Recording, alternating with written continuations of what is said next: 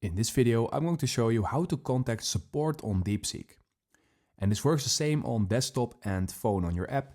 So for both ways, you will have enough by only watching this video.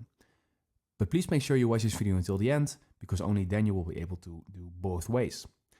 So let's say you want to contact support on DeepSeek. First thing we're going to do is we're going to open our app.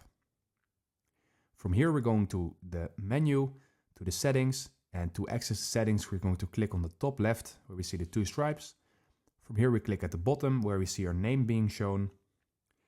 And in here, we see Contact Us. And when we click on Contact Us, we are entering a menu, as you can see, and you can basically ask help when you need help from people from the app. So you're basically going to click on Messages. And right now, there are no messages at the moment. But when you want to contact support, you're going to click on this button in here. And as you can see, you can select some problems.